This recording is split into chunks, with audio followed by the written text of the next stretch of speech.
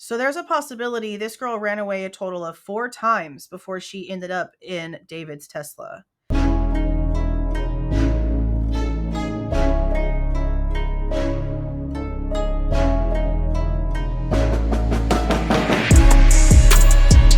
Hey guys, this is Jules with True Crime Reactions. Disclaimer, everything stated in this video is my opinion and my opinion only. And just like everything else in these cases we discuss here on this channel, everything is alleged.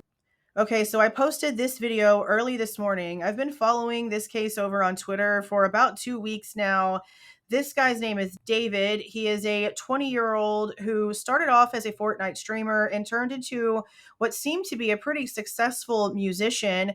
He actually met this girl, Celeste, whenever she was about 10 or 11 years old. Keep in mind they are 5 years apart. When they were playing Fortnite, he then added her to a Discord where he and a lot of his fans would talk, and they pretty much just ended up where we ended up from there, meeting online, connecting online, and then eventually connecting in real time. And that's where all of the big issues really seem to have started. Now, her body was found again in the trunk area of his Tesla, and the police were reported to the tow lot on September the 8th, 2025. He continued his tour because he was on a world tour at the time that this information broke the news.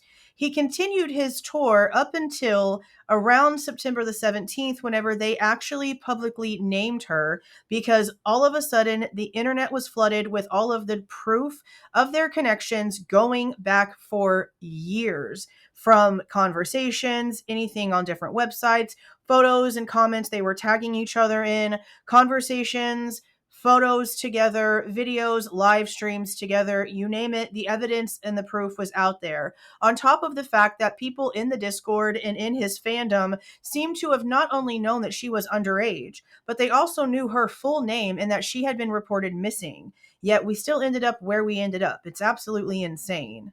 Now, an article posted about 5 hours ago from the time that I am currently recording this video, and there's a little bit more information when it comes to her runaway timeline. Now, the story that we have been told so far to the public is that she ran away sometime in January of 2024. She came back and disappeared again. This information was validated from this video of one of her teachers speaking about it. That's her in my classroom in front of this poster right here.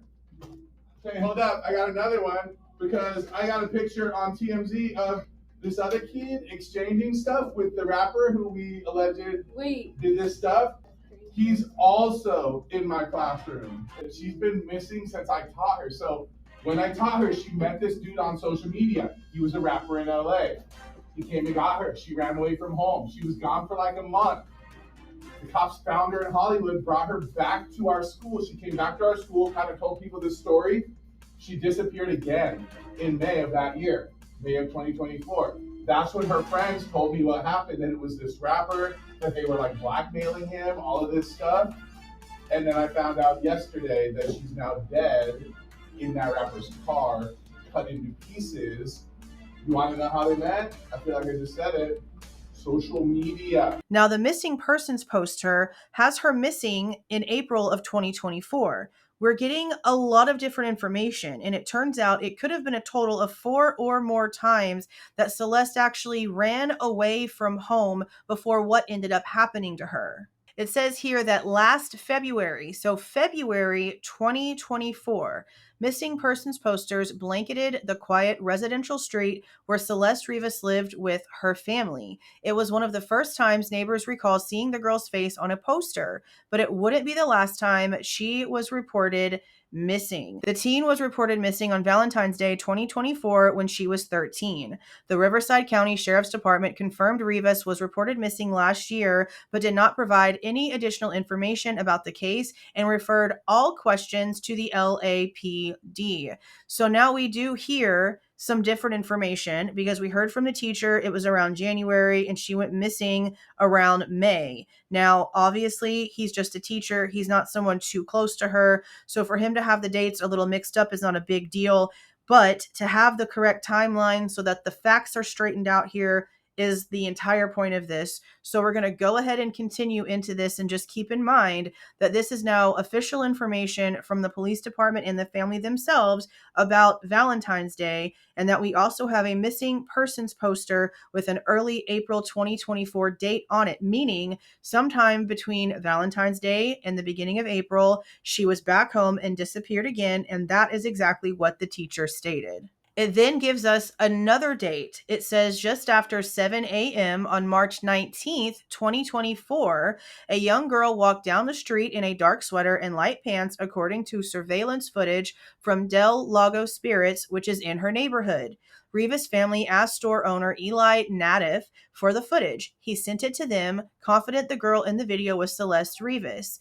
He believes that she got into a vehicle down the street from the store, but he could not make out any clear details as she walked out of the frame in the video. He says the police have not contacted him for the footage. See, this is, again, confusing the timeline, because we have missing posters claiming that she was last seen early April 2024. That would have been after March 19th, 2024. Now, I heard that some family members that were outside of the home, meaning not parents and not brothers or sisters, had come out here and made a couple of statements. And I saw these comments from this article from the Tribune. Now, at first, this cousin of Celeste is real defensive, which I completely understand. So I'm not going to read all of the comments. I'm going to have these up on the screen. So if you want to pause and read everything yourselves, go ahead. I'm just going to read out the information she gives, because this is where we find out if she is really who she says she is, that Celeste ran away 4 different times and that she lived with her at least a couple of those times. So let's go ahead and take a look. Okay, so this is where she says, "We're a part of the investigation. Detectives called my mother and told us everything. We received her with open arms the 4 times she left and came back." That's 4 times that she ran away from home. She then goes on to say, "She lived with me before she ran away for the last time. You only know what the media is saying." Well, the thing about that is that the media is telling us what Celeste's mother and what her brother are telling us. And what they're telling us is that the mother was very aware of their matching tattoos. She also was very aware that her daughter had a boyfriend named David. Then the brother came out and not only admitted that the parents knew that the two were in a relationship for however long, that they knew about it, but we definitely know that they met online when she was either 10 or 11 and he would have been 15 or 16 years old. And again, through Fortnight. But the brother also made it clear that she would be picked up by him in the Tesla to go to a movie or go do whatever they're telling them that they're going to go do, and then be dropped back off. And that apparently the last time that they saw her, it was one of these instances where she was supposed to go on a date with him and then he just never brought her back. But I don't really understand how nothing went with that. I understand if she had been reported a runaway more than one time, but at this point, you have like a 13-year-old taken off with an 18-year-old, and you have no contact with her. You don't know what's going on. I mean, I just don't understand why more wasn't done at that point. She then is really adamant about the number of times. We didn't know where she was. She ran away 4 times. And then down here is where she starts to sort of give some more information and makes it really, important to understand that there was some failure here, because she says herself, "I'm disappointed in my own aunt, to be honest. We were going to put her somewhere after she ran away the second time. She then ran away the next day after a really bad argument with her and our family. She then came to live with us the summer of 2024. Later on, when school started, she went back to her parents and later ran away one last time. She was perfectly fine under me and my parents' roof, but always ran away under my aunt's, meaning as soon as she went home, she would run away." Well, if she was perfectly fine and perfectly behaved and never ran away and never gave you any issues, but the second she got back home, all hell broke loose, that normally means that something not okay was happening in that home. But again, this sort of misconstrues the timeline and makes it difficult to follow, because this would make it seem as if after the April 2024 date on the missing poster, she was living with this family member in the summer of 2024. And then in the school time of 2024, so around August or September of 2024, she was in school and living back with her parents, and then she ran away again. So why haven't we seen something that reflects the dates?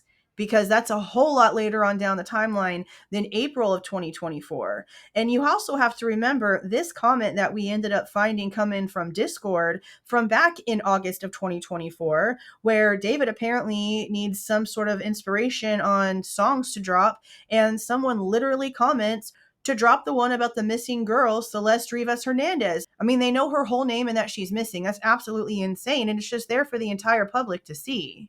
She basically makes it sound as if Celeste was just a teenager who always tried to act like she was older. This next comment makes it sound as if Celeste just didn't listen, like she just wasn't going to do whatever she was told. But again, this is coming from the same person that said that whenever she was with her, everything was fine, and then she would go home to her parents and nothing was okay. Everything ended up a full-on cycle of chaos all over again.